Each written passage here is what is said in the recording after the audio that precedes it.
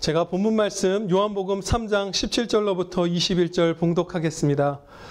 하나님이 그 아들을 세상에 보내신 것은 세상을 심판하려 하심이 아니요 그로 말미암아 세상이 구원을 받게 하려 하심이라. 그를 믿는 자는 심판을 받지 아니하는 것이요 믿지 아니하는 자는 하나님의 독생자의 이름을 믿지 아니하므로 벌써 심판을 받은 것이니라. 그 정죄는 이것이니 곧 빛이 세상에 왔을 때 사람들이 자기 행위가 악함으로 빛보다 어둠을 더 사랑한 것이니라. 악을 행하는 자마다 빛을 미워하여 빛으로 오지 아니하나니 이는 그 행위가 드러날까 하며 진리를 따르는 자는 빛으로 오나니 이는 그 행위가 하나님 안에서 행한 것임을 나타내려 함이라 하시니라. 아멘. 본문 말씀 요한복음 3장 17절로부터 21절 말씀 증거할 텐데요. 오늘은 제목 없이 하나님의 말씀 선포하도록 하겠습니다. 인간은 범죄한 이래로 하나님의 사자들, 천사들을 보는 것을 아주 많이 두려워했습니다. 왜냐하면 자신의 죄에 대한 죄책감과 또 심판받아 마땅하고 그렇게 될 것이라는 그 두려운 예감 때문에 하나님의 사자들을 볼 때 아주 크게 두려워했어요. 그래서 삼손의 아버지 마노아는 그 주의 사자를 본 뒤에 이렇게 말했습니다. 그의 아내에게 이르되 우리가 하나님을 보았으니 반드시 죽으리로다. 이렇게 두려워 떨면서 하나님의 사자를 본 그 반응을 나타내었죠. 이렇게 죄인인 우리를 멸하시려고 독생자가 오셔야만 할 것 같은데 친히 성자 하나님께서 강림하셨다면 그것은 이 죄인들을 멸하려고 오시는 것이 우리의 이 죄악된 양심에도 그것이 합당한데 지금 하나님께서 독생자를 보내신 것은 세상을 심판하려 하심이 아니라 구원하려고 보내셨다. 그 복음을 지금 우리에게 선포해 주십니다. 얼마나 기쁜 소식인지 몰라요. 예수님께서는 세상 끝날 다시 오시는 그날까지 계속해서 구원자로서 이 땅에서 역사해 주시는 것입니다. 우리가 2020년에 22년에 예수님을 만날 때에도 구원자로서 아직 그 재림하시기 전까지는 그 심판날이 오시기 전까지는 항상 구원자로서 이 땅 가운데에서 역사를 해주시는 것이에요. 그래서 우리가 주 예수 그리스도를 믿고 이 멸망받아 마땅한 죄인들이 구원을 받았습니다. 그래서 너무나 행복한 거예요. 우리는 다 가진 자들이 되었어요. 예수님을 찾고 따르고 사랑할수록 우리가 받고 있는 그 무한한 사랑의 크기를 더 깨닫게 될 것이고 하나님의 모든 그 충만하신 것으로 충만케 될 거예요. 우리가 더 알아가면 더 알아갈수록 더 주님 따라가면 따라갈수록 어떤 벽에 부딪히는 것이 아니라 계속해서 더 큰 은혜를 이 땅 가운데서도 맛보게 될 것입니다. 다 가졌어요. 우리에게는 모든 것을 다 내어주셨어요. 독생자를 주심으로써. 그 사랑이 참으로 날마다 능력으로 역사하는데요. 우리가 그야말로 구하기만 하면, 의지하기만 하면 하나님의 이 독생자를 보낸 구원의 사랑을 우리가 막 맛보게 되는 것이에요. 이번에 이 대통령 선거를 앞두고 몸과 마음이 이렇게 심란하셨던 분들 많으실 거예요. 이렇게 고개를 끄덕이시는 분들도 계시죠. 그 사전 투표 보시면서 참 다들 신음 많이 하셨죠. 뭐 제주에서, 부천에서 원래 있어야 될 보관소가 아니라 선관위원장 방에 그 투표를 보관하는 것이 발각되었는데 CCTV가 없는 곳이 있고 있는 곳은 종이로 가려둔 게 밝혀지고 전산 조작으로 투표를 해야 될 사람이 투표의 기회를 박탈당하는 것도 있었고 신분을 확인 안 하고 투표한 곳들도 많았고 쓰레기 봉투에 담아놓은 거 예전에 그 총선 때는 그런 거 허술한 거 사람들이 가짜 뉴스 아니야 했지만 이번에 다 동영상이나 이런 걸로 남겨놓으니까 진짜인 게 드러나서 사과를 하고 있죠. 쇼핑백에 쓰레기 봉투에 표를 담아놓고 그런 것들 보면서 많이들 이렇게 신음하셨을 거예요. 왜냐하면 막 죄악이 맘대로 활개치는 거잖아요. 이 땅에 그냥 그야말로 멋대로 죄를 범하는 거잖아요.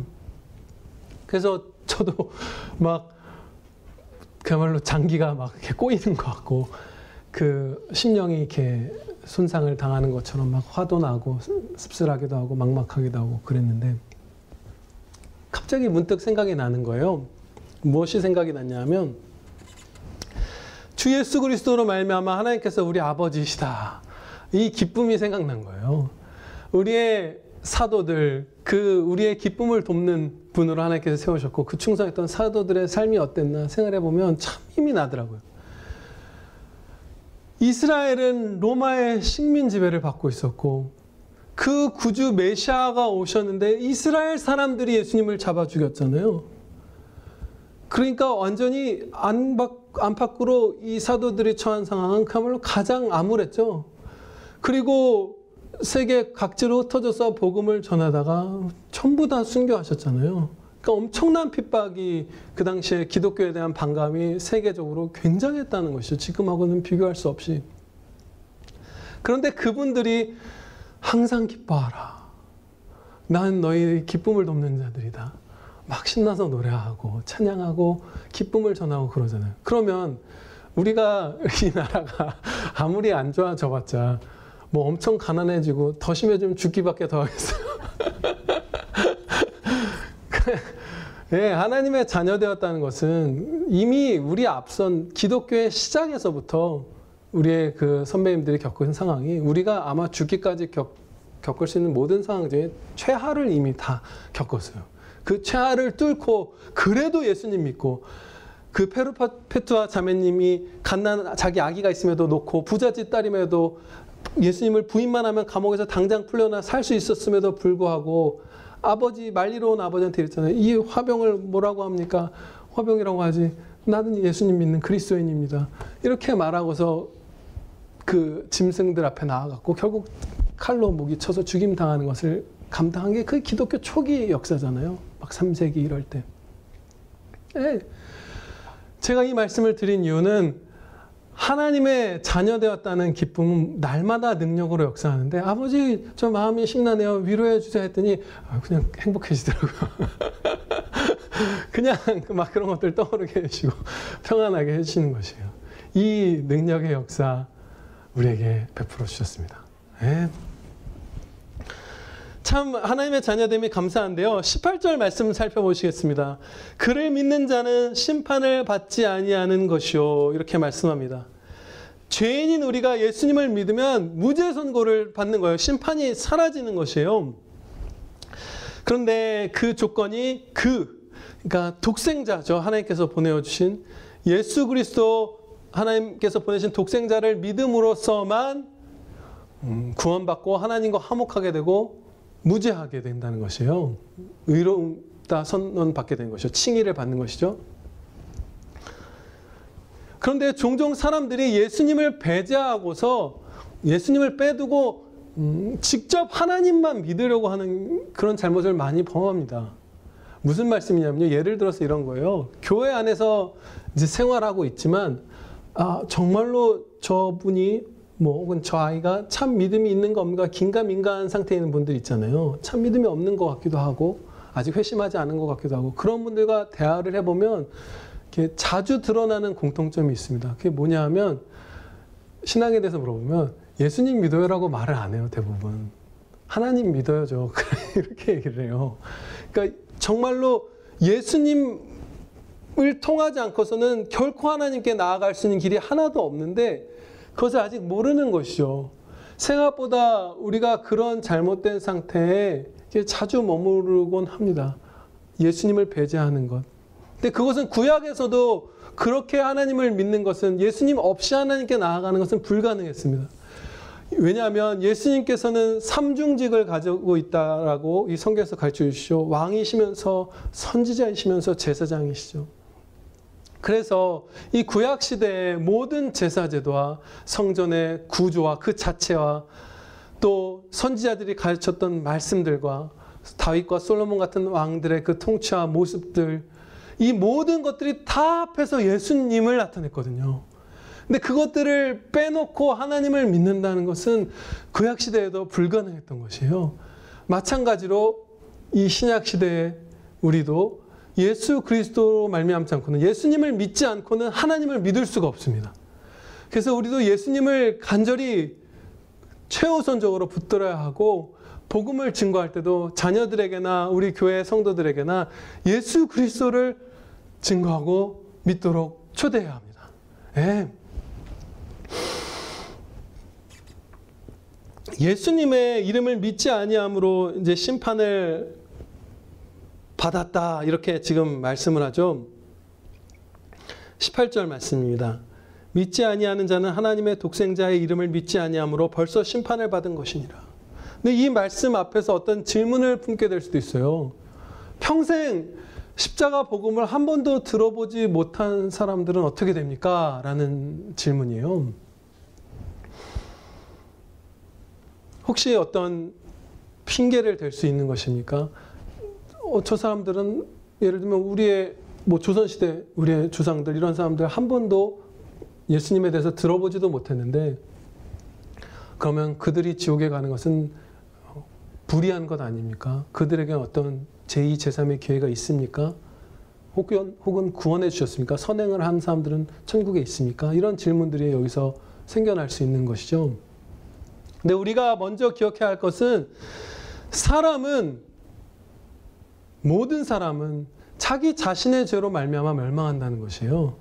원래 멸망하지 않을 사람들에게 예수님의 복음을 전해주고 믿으면 살려주고 안 하면 멸망하는 게 아니라, 그냥 모든 이 땅에 있는 사람들은 원죄와 자범죄로 말미암아 자기 죄로 말미암아 멸망하는 것이죠. 그럼에도 불구하고 나는 복음을 듣지 못하였기 때문에 이렇게 회개치 않고 이 자리에 왔습니다라고 어떤 죄인들이 핑계를 댈지도 몰라요. 그렇지만 그 핑계가 합당하지 않다라고 성경 말씀에서 명백하게 가르쳐 주십니다.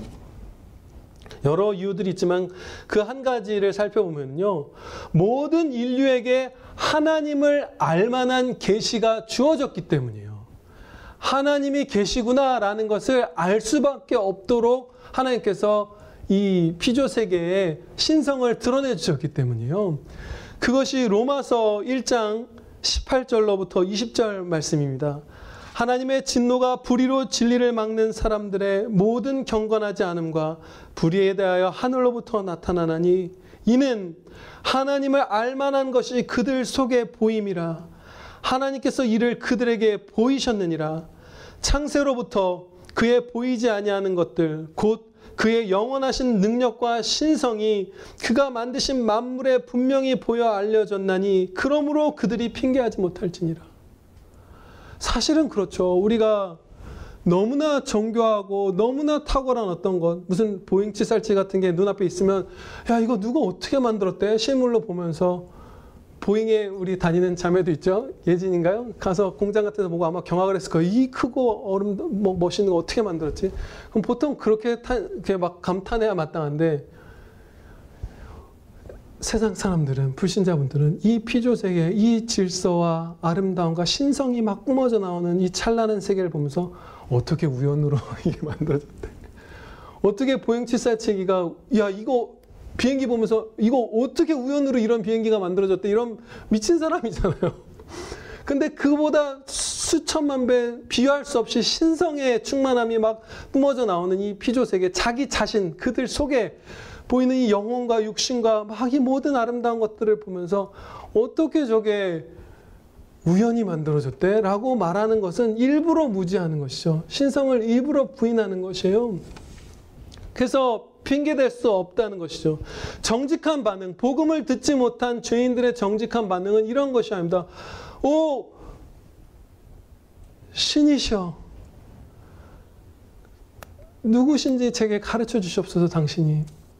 제 양심이 제 안에 죄가 있다고 가르쳐 줍니다. 이 죄를 용서하여 주시옵소서. 어떻게 해야 용서받을 수 있는지, 어떻게 해야 당신께 다가갈 수 있는지, 어떻게 해야 구원받을 수 있는지 가르쳐 주시옵소서, 불쌍히 여겨 주시옵소서, 이렇게 외쳐야 마땅한 게 복음을 듣지 못한 모든 죄인들의 그 마땅한 반응이 바로 이것입니다. 그러나 그렇게 하지 않죠. 그러니까 아무도 핑계댈 수 없는 것입니다. 예수님을 믿지 않음으로 멸망받는다는 것은 전혀 죄인들에게 핑계가 되지 않습니다. 하나님께서 보내신 독생자를 죄인들이 믿지 않는 이유가 무엇인지 19절부터 20절 말씀에서 가르쳐 주세요. 그 이유는 자신들의 행위가 악한데 예수님께로 나오면 그 악함이 막 드러나니까 어둠에 그 악한 행위를 숨긴 것이에요. 빛이신 그리스도께로 나오기를 싫어하는 것이죠. 자기들의 행위가 악하니까. 근데 행위가 악했었더라도 이제는 돌이킬 마음, 회개할 마음이 있다면 빛으로 나오겠죠. 그런데 끝까지 이 악한 행위를 소중하게 품고 있다는 것은 죄를 사랑하는 것이에요. 그렇죠? 네, 죄를 보호하고 싶은 거예요. 이 죄를 이기고 싶은 마음이 전혀 없는 것이죠. 너무나 죄의 사랑에 깊게 빠져있는 그 영적 사망 상태인 것이에요. 그래서 자신들의 죄가 드러나는 게 두렵고 싫어서 예수님을 미워하는 것입니다. 오히려 어둠을 사랑하는 것이죠. 이 말씀에서 빛은 예수님이신데, 예수 그리스도가 빛이신데 어둠은 무엇일까요? 어둠은 진리이신 빛이신 그리스도와 반대되는 인간 이성, 인간의 판단, 이것이 어둠의 핵심일 것입니다. 물론 이 배후에는 마귀들의 그 관계가 있죠. 자신의 판단으로, 자신의 옳고 그름으로 이 악한 행위를 숨기는 것이에요. 아, 괜찮지 않나 이 정도면. 무슨 뭐 불륜 얘기 이런 거 들어보면 남편이 서운하게 했어요, 뭐 이런 얘기 하잖아요. 뭐 그래서 외도할 수밖에 없었다, 막 이런 거 하잖아요. 그 자신의 왜곡된 판단으로 핑계를 삼는 것이죠. 빛이신 그리스도께서는 우리를 비추사 죄를 깨닫게 하시는데, 주님의 말씀을 통해서 죄인 줄도 몰랐던 것이 죄라는 것을 우리가 깨달을 때도 많고, 또 원래 예상했던 것보다 내 죄가 훨씬 더 크다는 것도 주님께서 가르쳐 주십니다. 그렇게 해서 죄의 실체를 비추고 비추심으로써 이제 그것을 도려내고 구원받을 길이 열리는 것이에요. 그 일이 일어납니다. 죄가 밝게 드러날수록 우리는 생명에 더 충만해지는 것이에요. 구원에 가까워지는 것이죠. 그 완성에. 이 회개하고 또 회개하면서 주님께로 가까이 나아가는 길과 내 이성과 판단으로 죄를 어둠에 감추는 것과 이 선택지가 사실은 성도에게도 날마다 있습니다. 끝이 실패로 끝나게 하시지 않을 거예요. 끝내 죄를 감추다가 멸망하게는 안 하실 거예요. 회개케 하시죠. 그렇지만 이 삶 동안 상당 기간 동안 죄로 치닫느냐 아니면 회개하면서 더 거룩해져 가느냐의 갈림길을 우리에게도 주셨는데, 우리를 경고하시면서 또 격려하시는 말씀이 잠언 28장 13절 말씀입니다. 자기의 죄를 숨기는 자는 형통하지 못하나 죄를 자복하고 버리는 자는 불쌍히 여김을 받으리라. 아멘. 네, 회개하면, 고백하면, 버리면 하나님께 불쌍히 여김 받고 많은 은혜를 누리게 됩니다. 이렇게 자신의 죄를 감추는 자와 반대되는 진리를 행하는 자들의 복된 모습을 21절에서 보여주고 계십니다. 그 모습은 진리를 행하는 자는 하나님께로 나아간다라는 것이에요. 여기서는 빛으로 오나니 이렇게 표현되죠. 제가 봉독하겠습니다. 21절 말씀. 진리를 따르는 자는 빛으로 오나니 이는 그 행위가 하나님 안에서 행한 것임을 나타내려 함이라 하시니라. 아멘. 그래서 진리를 따르는 자라고 번역된 이 말씀은 헬라어 원문으로 보면 진리를 행하는 자예요. 그래서 우리 공용 성경 가지고 계신 분들도 다 이렇게 수정해 주시면 감사하겠습니다. 진리를 행하는 자는 이런 말씀이에요. 진리는 단지 깨닫거나 인정하는 것도 아니고, 시인하는 것에서 끝나는 것도 아니고, 생각으로 쫓아가는 것도 아니고, 행함으로 역사하는 게 바로 진리입니다. 진리를 그 사람이 정말로 영접했다면 행동이 변하는 것이죠. 그래야만 하는 것이에요. 진리를 행하는 자는 빛으로 온다 이렇게 말씀을 하는데, 빛으로 온다는 표현은 하나님께로 나아온다라는 것이잖아요. 하나님이신 그리스도께로, 하나님께로 진리를 행하는 자들은 나아온다. 악을 행하는 자들은 어둠으로 치닫고, 진리를 행하는 자들은 정반대로 하나님께로 막 담대하게 전진해 나가는 것이에요. 그런데 이 진리를 행하는 자들이 하나님께 막 용감하게 나갈 수 있는 이 용감함, 이 담대함은 진리를 행한 것이 자신의 업적이라고 여겨서 품는 담대함이 아닙니다. 여기서 분명히 말씀하기를 하나님 안에서 행한 것을 나타내려 함이라 이렇게 말씀을 해요. 하나님 안에서 내가 스스로 진리를 행했으니 하나님 앞에서 떵떵거려도 된다가 아니라 내가 진리를 행한 것이 하나님의 은혜입니다. 이 안에서라고 번역된 이 헬라어는 엔이라는 이제 단어인데, 하나님에 의해서, 하나님을 따라서, 하나님으로 말미암아, 이 모든 뜻으로 번역될 수 있는 단어예요. 그 뜻을 다 갖고 있어요, 이 단어가. 그러니까 내가 한 게 아니라 하나님이 도와주셔서, 하나님이 주신 그 소원을 갖고, 하나님이 주신 기회와 하나님의 허락하신 능력으로 제가 진리를 행했습니다. 그러면 여기서 하나님 앞에 담대할 수 있는 근거는 나의 공적이 아니라 내게 그 기회를, 진리를 행할 은혜를 주신 하나님의 사랑입니다. 예, 하나님 사랑이 진리를 행함으로써 막 깨달아져서, 아, 이 진리를 행할 수 있다는 건 하나님 사랑이 내게 부은바 되었다는 증거다 라는 그 확신을 갖고 하나님 앞에 나아가는 것이에요.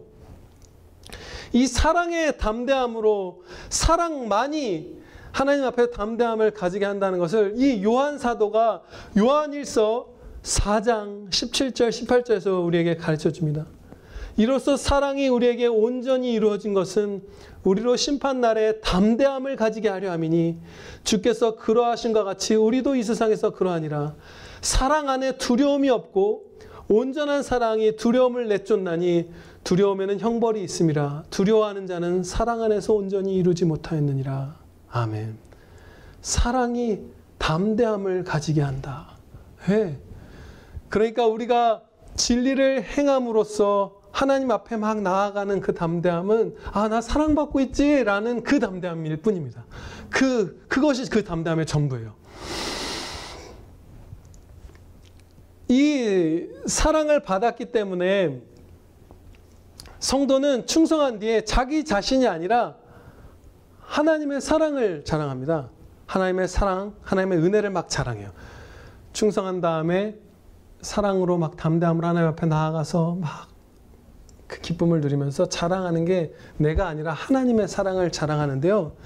그 자랑하는 모습, 너무나 행복한 모습은 고린도후서 1장 12절 말씀입니다. 이 말씀 나중에도 꼭 한번 이제 묵상해 보세요. 고린도후서 1장 12절 말씀. 우리가 세상에서 특별히 너희에 대하여 하나님의 거룩함과 진실함으로 행하되 육체의 지혜로 하지 아니하고 하나님의 은혜로 행함은 우리의 양심이 증언하는 바니 이것이 우리의 자랑이라. 예, 좀 줄여서 지금 전달하고자 하는, 하나님께서 전달하신 핵심을 말씀드려보면 하나님의 은혜로 행함은 우리의 자랑이라. 예, 하나님의 사랑으로 행함이 우리의 자랑이다. 그 말씀이에요. 지금 진리를 행하느냐, 그러니까 예수님처럼 사느냐, 그것은 하나님의 사랑으로 인합니다. 그것이 너희의 자랑이다. 하나님만 자랑하라. 지금 그 말씀을 가르쳐주고 계시는 거예요. 이 오늘의 본문 말씀이 주는 중대한 실천 한 가지를 우리가 새기고 마치도록 하겠습니다. 그 실천은 무엇이냐면요, 이 말씀에서 갖고 오는 것입니다. 그 행위가 하나님 안에서 행한 것임을 나타내려 함이라. 나타내려 함이라. 우리의 실천은 바로 이것입니다. 하나님 안에서 예수님을 따라 행한다는 사실을 온 세상에 드러내십시오. 예, 하나님 안에서, 하나님으로 말미암아 진리이신 예수님을 따라 행한다는 사실을 우리가 온 세상에 자랑해야 합니다. 예, 이것이 우리가 이 본문 말씀을 들은 자로서, 믿는 자로서 순종해야 될 매일의 실천입니다. 이 나타내려 함이라, 이 나타냄이라는 말씀은 성경에서 따온 용어로 여러 가지로 표현할 수 있어요. 찬양이다 라고 해도 돼요. 사실은 거의 같은 뜻이죠. 자랑하라 라고 해도 되고, 이 나타냄을. 아니면 영광 돌리라 라고 해도 돼요. 사실은 이 네 가지, 나타냄, 찬양, 자랑, 영광 돌리는 것, 이것이 사실은 다 본질적으로 동일한 것입니다. 그것을 지금 우리가 해야 하는 것이에요. 날마다 하나님의 사랑을 받아서 예수님처럼 우리가 살아갑니다 라는 걸 막 기뻐서 막 뿜어내야 하는 것이에요. 어려서부터 생각하는 바가 악하기만 했던 우리가 예수님처럼 예수님의 몸으로 행할 수 있다는 것이 얼마나 충격적인 은혜입니까? 너무나 놀라운 것이에요. 그래서 이것을 우리가 막 자랑하고 싶어서 안달이 나야 되는 것이에요. 의식적으로 이 사랑을 자랑해야 하는 것이죠. 그게 너무나 우리에게 주어진 행복한 임무예요. 특권이에요. 이 자랑은 나를 자랑하는 교만과 아무런 관계도 없기 때문에 마음껏 할 수 있습니다. 하나님의 은혜를 입어 예수님처럼 산다라고 하는 것을 자랑하는 것은 그 자체로 완벽한 찬양이기 때문에 아무리 해도 과함이 없어요. 마음껏 드러내야 하는 것입니다. 막 그런 것이에요.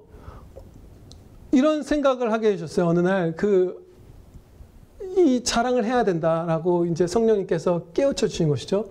예를 들면 이거예요. 방에 있다가도 이제 아내가 막 힘들어요. 아이들도 막 말도 안 듣고 막 이래요. 그러면 뭐 좀 도와줘야지, 뭐 마음을 달래줘야지, 여러 가지가 아니라 그것에서 넘어서서 지금 생각과 말과 행동이 하나님의 안에서 예수님의 생각과 말과 행동으로 우리가 행할 기회가 있는 거잖아요.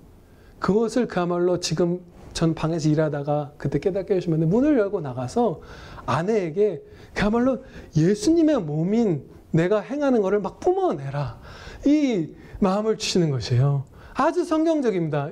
그렇죠? 예. 여러분들이 직장에서나 어디서나 엄청난 기회가 있는 거예요. 나는 죽고 내 부패한 이성의 판단과 정욕과 이런 것들 다 사라지고 내 안에 살아계신 주 예수 그리스도께서만 사신받은 예수님의 몸된 삶을 우리가 살 수 있는 것이에요. 그런 삶을 살 수 있다면 우리가 자랑하지 않고는 못 배기잖아요. 그 자랑하는 것이에요. 그래서 사람들에게 막 이러는 것이에요. 예수님의 사랑은 이러하답니다. 막 그런 거예요. 이렇게 진리는 거룩해요. 이렇게 아름다워요. 주님은 이렇게 강하십니다. 이런 것들을 막 뿜어내는 거예요. 아, 이게 어떻게 잘 전달이 되고 있나요? 네. 우리가 매일매일 매 순간 자랑하는 것이에요. 직장에서도 막 동료들이 도대체 어떻게 무슨 관장님은 그렇게 마음이 넓으실 수 있어요? 막 그 질문을 막 듣고 싶어 죽겠어야 되는 거예요. 예수님 때문이지. 내가 아니라 나는 악한데 예수님이 내 안에 계시면서 나를 붙드시고 다스려 주시거든, 변화시켜 주시거든, 용기도 주시고 나를 방해하는 모든 장애물들을 이기게 해주시거든. 막 이걸 하고 싶어서 우리가 안달이 난 그런 자랑, 이것을 삽시다. 예, 기도드리시겠습니다. 아버지 하나님,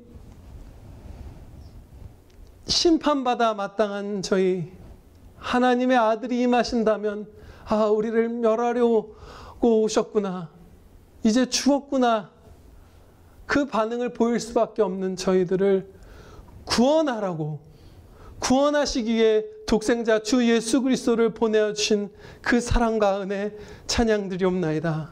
감사합니다. 아버지, 이제 저희가 하나님의 은혜로 말미암아 주 예수 그리스도의 십자가 사랑과 은혜로 말미암아 구원받았사오니 그 사랑 안에서 예수님처럼 살게 된 이 말도 안 되는 이 충격적이고 크고 영광되고 감격스러운 이 구원의 은혜를 매 순간 깨어 생각하고 숨쉬고 말하고 행동하는 모든 순간에 뿜어내고 자랑하고 나타내며 찬양드리게 하여 주시옵소서. 안달나게 해주시고 갈증나게 해주시고 소원하고 열망하게 해주시고 승리하며 성공하게 하여 주시옵소서.